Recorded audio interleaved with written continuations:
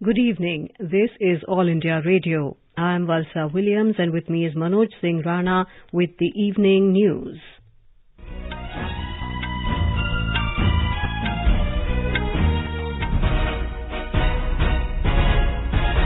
The headlines. Prime Minister Narendra Modi addresses International Bharati Festival, says Mudra loans made 15 crore women economically self-reliant. India and Uzbekistan strongly opposed to terrorism, says Prime Minister at virtual summit with Uzbekistan. Prime Minister to address Global Climate Summit tomorrow to mark the 5th anniversary of Paris Climate Pact. Railways to conduct mega recruitment drive from 15th December to fill up 1.4 lakh vacancies. COVID-19 active caseload stands at 3.71% in the country. And Commerce Minister pitches for removal of non-tariff barriers for expansion of business with Sweden and European Union. As the nation fights the COVID-19 pandemic, we begin with a message of precaution to stay safe and protected by following these 3 simple steps. Wear a face mask, maintain 2 gaz ki duri for social distancing, focus on hand and face hygiene. And now the news in detail. Prime Minister Narendra Modi has reiterated that the Union government is making all-out efforts for the empowerment of each and every citizen of the country, including the poorest of the poor. Addressing the International Bharati Festival, organized by the Vanaville Culture Center in Chennai via video conference this evening, he said 15 crore women were disbursed Mudra loans and they have become economically self-reliant. Noting that women's empowerment is an important vision of Mahakavi Subramanya Bharati, the Prime Minister said women are now joining the armed forces as officers with permanent commission. It would make you happy that in every sphere of our government's working, there has been importance given to dignity of women. Today, over 15 crore women entrepreneurs are funded by schemes like Mudra Yojana. They are walking with their head held high, looking us in the eye and telling us how they are becoming self-reliant. Today, women are becoming part of our armed forces with permanent commissioning. They are walking with their head held high and looking us in the eye and filling us with confidence that the country is in safe hands. The Prime Minister said Bharati held both Indian nationalism and Tamil linguistic pride as his 2 eyes. He said Subramanya Bharati was connected with his roots while looking at the future. Mr. Modi said he emphasized that we need to develop a scientific temper and not live in the past. He sang songs of the great days of ancient India, the great days of Vedas and Upanishads, our culture, tradition and our glorious past. But at the same time, he also warned us that simply living in the past glory is not enough. We need to develop a scientific temper, a spirit of inquiry and much towards progress. Tamil Nadu Chief Minister Edapadi Palanisamy said Bharati stressed national unity and integrity in all his writings and fiery speeches. In the function, Prime Minister Narendra Modi conferred this year's Bharati Award to the noted writer Sini Vishwanathan. More from our Chennai correspondent. The 10-day International Bharati Festival is being held in honor of the national poet Mahakavi Subramanya Bharati, whose 138th birth anniversary is being celebrated today. The recipient of the award, Sini Vishwanathan, is credited with compiling the voluminous works of Bharati in chronological order. He told AIR News it is a great honor to receive the award from the Prime Minister, who praised him for his relentless efforts in accomplishing the monumental task of the compilation through several years of his efforts. Bharati continues to live through his inspiring works even today and will be remembered for long for his far-sighted visions and patriotic fervour. Jai Singh, AIR News, Chennai.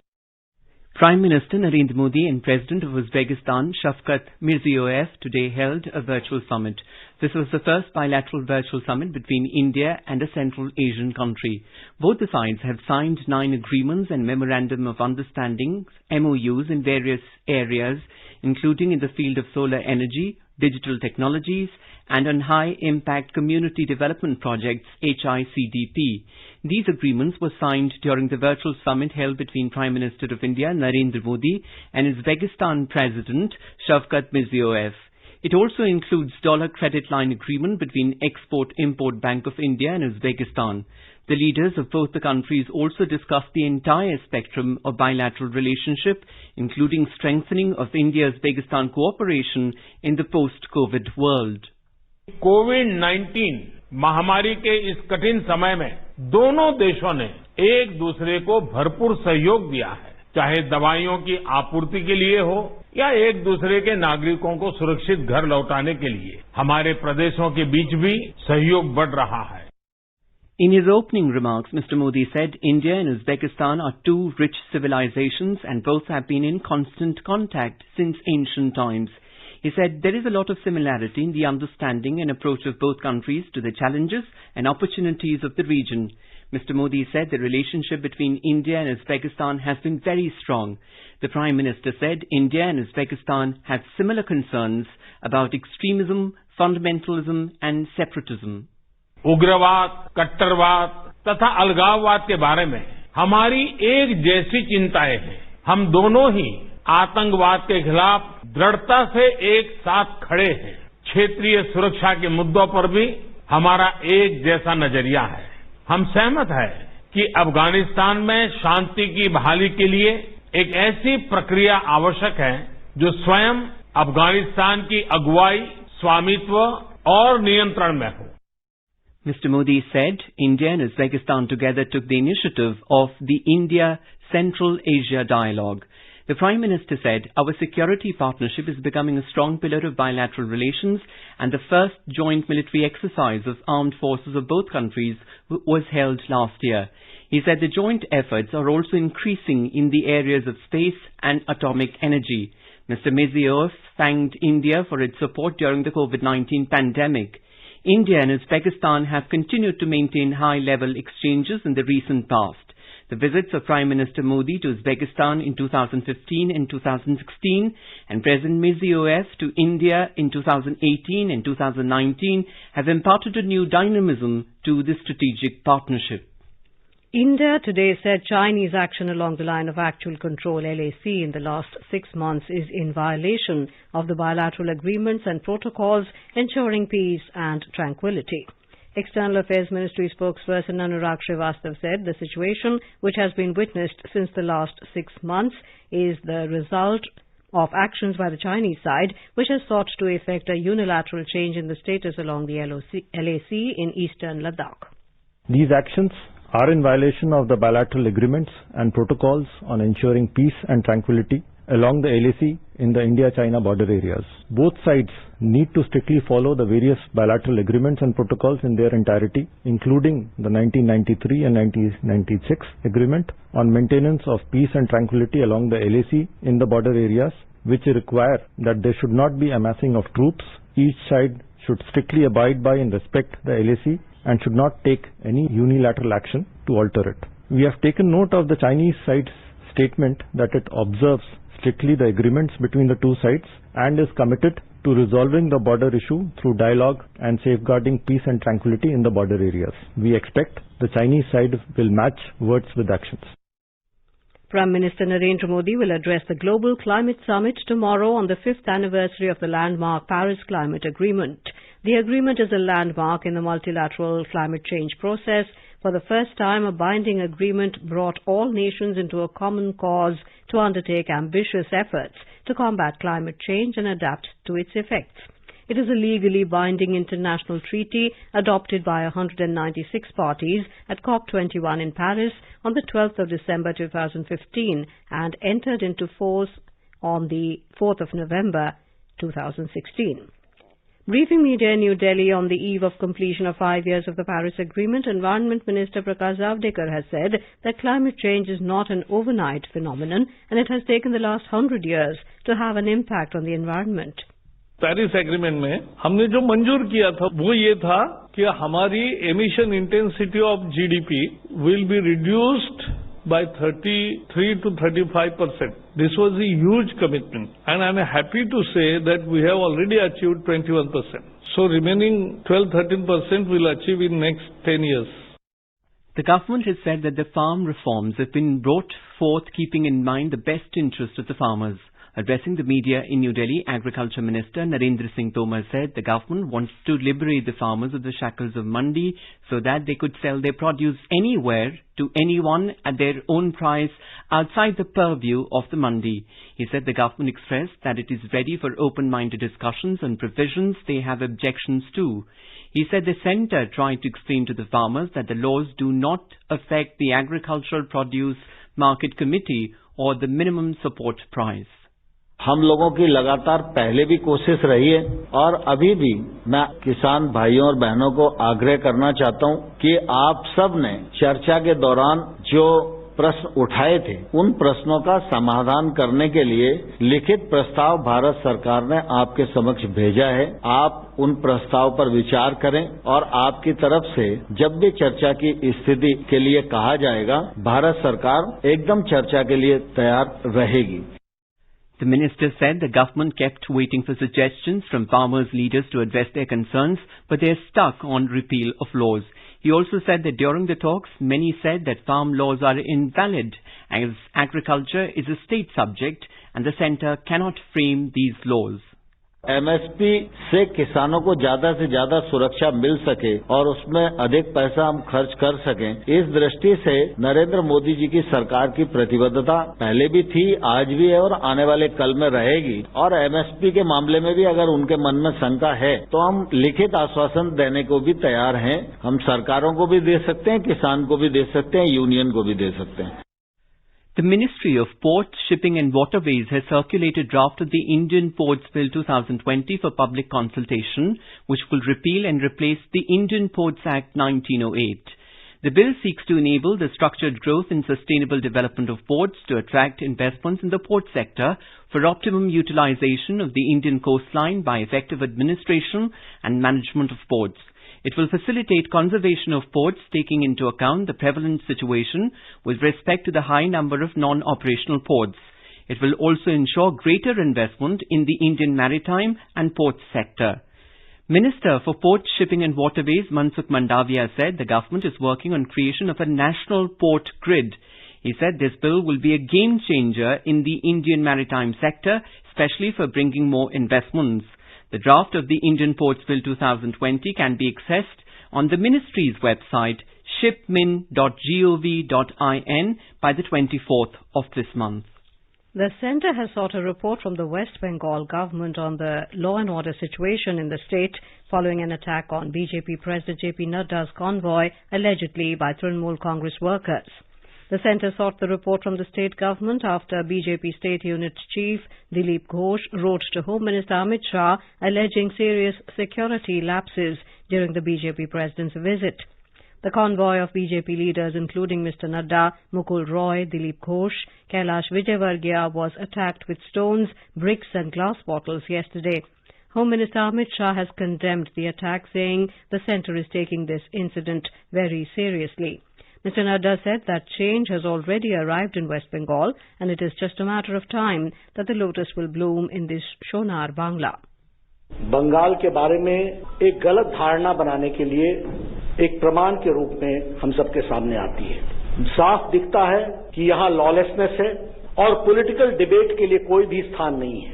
Bengal जहाँ रविंद्रनाथ टैगोर गुरुदेव जिन्होंने विचारों से दुनिया को जीता है, जहां स्वामी विवेकानंद ने अपने विचारों से दुनिया को जीता है, आज ममता सरकार ने जिस तरीके से राजनीतिक घटनाक्रम चला रही हैं, वह प्रजातंत्र के लिए अत्यंत घातक, it is detrimental to the Indian democracy. West Bengal Governor Jagdeep Dhankar, while condemning Chief Minister Mamata Banerjee's comments over the attack on BJP Chief JP Nadda's convoy yesterday, asked her to withdraw the comments. Mr. Dhankar said the events that happened yesterday are most unfortunate. In a press conference at Raj Bhavan this morning, the governor said he has submitted a report to the central government on the deteriorating law and order situation in Bengal, after which the state's police chief and chief secretary have been summoned on Monday. Mr. Dhankar said a dangerous game of insider and outsider is going on in the state. He said it is shameful that such an incident occurred on International Human Rights Day. He alleged the violators of the law in Bengal have the protection of the police and administration.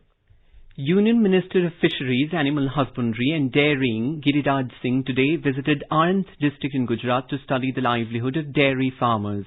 He held discussions with the senior officials of the National Dairy Development Board, Gujarat Milk Marketing Federation, GCMMF, Kera District Cooperative Milk Producers Union and the Institute of Rural Management, Anand, IRMA. AIR Ahmedabad correspondent reports that the focus was on ways to improve the livelihood of dairy farmers through different innovative business models. Union Minister Giriraj Singh visited NDDB's Manure Management Initiative at Anand's Chakariyapura village. While interacting with the farmers, he appreciated them for adopting a new technology of biogas plants. These biogas plants are producing gas to be used as cooking fuel. The bioslurry produced from these biogas plants is used as organic fertilizers. He said that NDDB is promoting technology-driven income-generating activities for the dairy farmers to fulfill the dream of Prime Minister Narendra Modi for doubling the income of farmers. Yogesh Pandya, AIR News, Ahmedabad. You're listening to the evening news on All India Radio. A reminder of the headlines before we move on. Prime Minister Narendra Modi addresses International Bharti Festival, says Mudra loans made 15 crore women economically self-reliant. India and Uzbekistan strongly opposed to terrorism, says Prime Minister at a virtual summit with Uzbekistan. Prime Minister to address Global Climate Summit tomorrow to mark the 5th anniversary of Paris climate change. Railways to conduct mega recruitment drive from 15th of December to fill up 1.4 lakh vacancies. COVID-19 active caseload stands at 3.71% in the country. And Commerce Minister pitches for removal of non-tariff barriers for expansion of business with Sweden and European Union. For quick news updates round the clock, follow us on our Twitter handle at AIR News Alerts.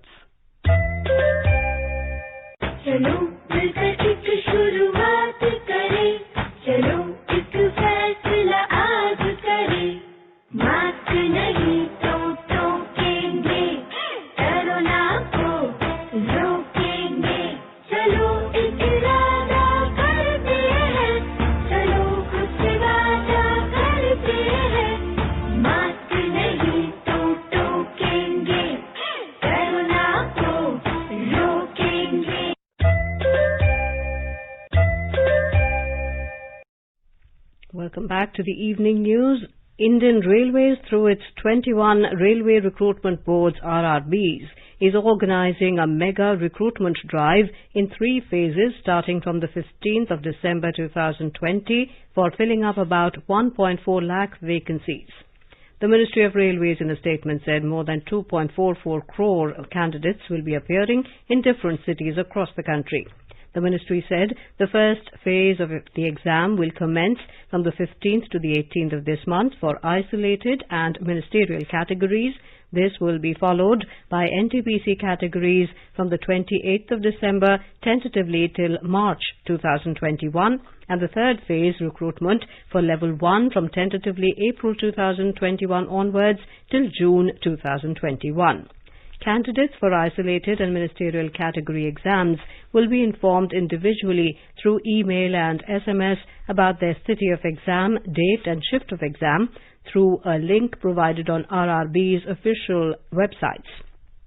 Link for downloading of e-call letter will be made live 4 days prior to the exam date. Communication regarding next phases of recruitment will be released in due course. RRBs have made extensive preparations for conducting examinations of this large scale in COVID-19 pandemic times, following SOPs as laid down by the government, ensuring social distancing, compulsory use of masks, sanitizers, curtailing shifts for conducting exams to only 2 shifts per day.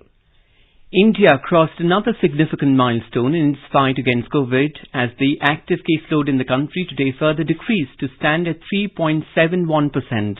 The active cases in the country is witnessing continuous decline and stand at around 3,63,000. Nearly 8,500 cases recovered in the past 24 hours. The number of new daily cases also remained below 30,000, with nearly 29,000 cases being reported in the last 24 hours. The new daily positive cases have remained below the 50,000 mark for over a month now.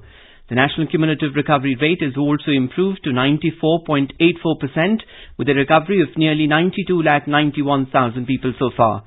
With the recovery of over 37,500 people in the last 24 hours, the number of daily recoveries continue to outnumber the new daily cases for over a fortnight now. The total recovered cases in the country stands at over 25 times the number of active cases. The recovery rate of COVID patients in Delhi stands at 95.23%. The city recorded recovery of 3,307 patients in the last 24 hours, taking the total number of recovered patients till date to 5,72,523. A total of 1,575 new confirmed cases of coronavirus were reported in the national capital during the last 24 hours. With this, the total number of COVID cases reported in the capital city so far has reached 6,01,150.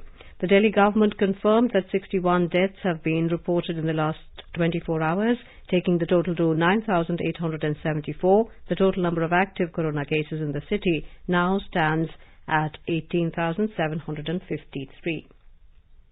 Health Minister Dr. Harshvardhan has said that effective planning and strategic management has enabled India to keep its cases per million at 7,078 against the global average of 8,883.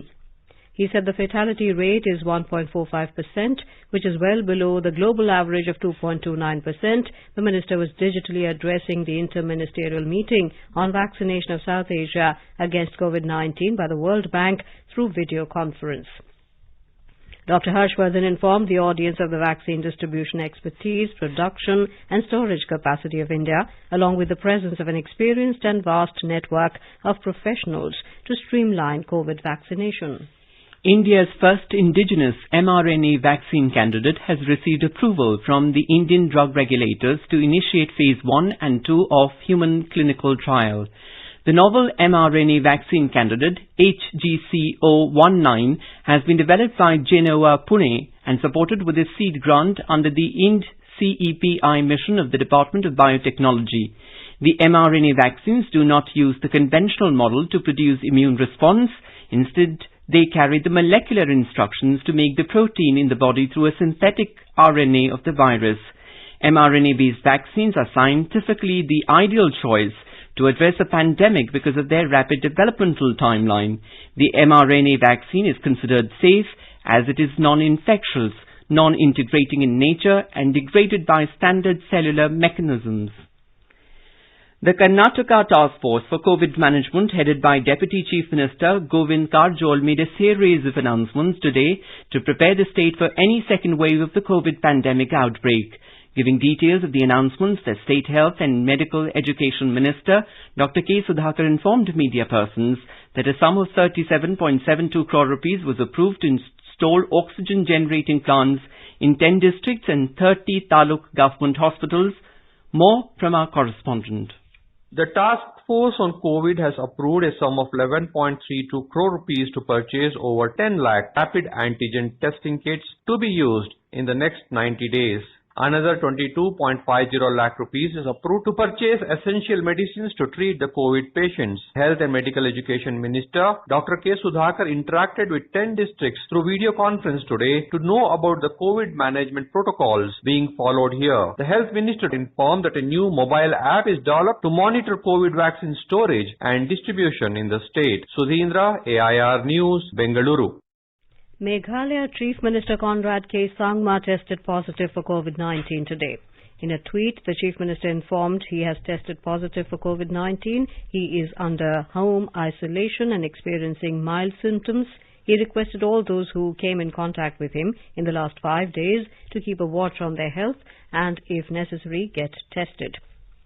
Textiles Minister Smriti Zubin Irani has said that Indian textile industry has not only expanded in size, but it is also competitive with the best in the world in terms of cost. Addressing a webinar on Atmanirbhar Bharat today, Ms. Irani said the industry and government came together during COVID-19 pandemic. She said there were 0 PPE kit manufacturers during the beginning of the pandemic, and now there are 1,100 companies. Similarly, there were 2 N95 mask manufacturers, and now there are 200 companies. The minister said the Indian textile industry worked very closely with the government during the pandemic. Textiles Secretary Ravi Kapoor said the growth of the PPE industry during the COVID-19 crisis is an example of what collaborative efforts between the state and the industry can achieve. Many doctors of the Indian Medical Association IMA across Maharashtra participated in a nationwide bandh. The bandh was called by the Indian Medical Association today, demanding revocation of permission given by the central government to Ayurveda doctors for performing surgeries. In Mumbai, outpatient services of municipal and private hospitals remained closed from 6 a.m. to 6 p.m. Doctors at the municipal hospitals could be seen wearing black ribbons, while homeopathy doctors were seen wearing pink ribbons to welcome the central government's decision. Many private medical professionals in Washim district have closed their outpatient departments till 6 p.m. Also, the presence of doctors in government and municipal hospitals was low. The Maharashtra High Court has quashed the income tax proceedings against the Congress Member of Parliament, Karti Chidambaram, and his spouse. The case relates to an alleged non-disclosure of a part of the income accrued through the disposal of a property in the year 2015-16. The single-judge bench accepted the review plea filed by Mr. Karti and his wife, saying the authority who sanctioned the proceedings against the accused was not the competent authority to initiate the reassessment proceedings. Earlier, another single-judge bench of the High Court dismissed the plea of the accused seeking to quash the proceedings. They filed a review plea later. Minister of Commerce and Industry Piyush Goyal today said that India and Sweden should work together to build a more resilient and strong partnership. Speaking at the CEO Forum of India-Sweden Strategic Business Partnership, Mr. Goyal said that the year 2020 has been a challenging year, but we should convert this crisis into an opportunity. Talking about Atmanirbhar Bharat, he said that under it, the government is encouraging import of high-tech products, encouraging people to bring technology, skills, better qualities of healthcare and education to India. Mr. Goyal said that the government will look for Sweden and European Union also opening its doors a little wider, removing some of the non-tariff barriers or standards so that there is no reciprocity in our trade with Sweden and Europe and expansion of business on other sides. Industrial output of the country for the month of October this year stood at 3.6% against 0.5% in the previous month. According to the Ministry of Statistics and Program Implementation data released today, the Index of Industrial Production IIP logged the highest growth since the end of March when the COVID-19 hit lockdowns came into force. As per the data, in October, manufacturing sector production witnessed a growth of 3.5% and electricity grew 11.2%, while mining contracted 1.5%. For the same period in 2019, IIP had contracted 6.6%. Now let us take a look at the weather forecast for tomorrow. In Jammu, we'll have a generally cloudy sky with light rain and thunderstorm, and temperature will hover between 11 degrees Celsius and 21. Srinagar is likely to witness generally cloudy sky with moderate rain. Gilgit will have moderate snow and rain with temperature varying between 2 degrees to 10 degrees. Muzaffarabad will witness generally cloudy sky with moderate rain and temperature will vary between 4 to 16 degrees Celsius. In Dehradun, the temperature will hover between 11 and 21 degrees Celsius. Chandigarh will have generally cloudy sky with 1 or 2 spells of rain or thunder showers. The temperature will hover between 14 and 20. The national capital will have generally cloudy sky with light rain or drizzles expected. Mumbai will have generally cloudy sky and the temperature will vary between 24 and 33. Chennai is likely to witness the temperature between 24 and 31. And now, before we end the bulletin, the headlines once again. Prime Minister Narendra Modi addresses International Bharati Festival, says Mudra loans made 15 crore women economically self-reliant. India and Uzbekistan strongly opposed to terrorism, says Prime Minister at virtual summit with Uzbekistan. Prime Minister to address Global Climate Summit tomorrow to mark the 5th anniversary of Paris Climate Pact. Railways to conduct mega recruitment drive from 15th December to fill up 1.4 lakh vacancies. COVID-19 active caseload stands at 3.71% in the country, and Commerce Minister pitches for removal of non-tariff barriers for expansion of business with Sweden and European Union. And with that we end the evening news. Good night.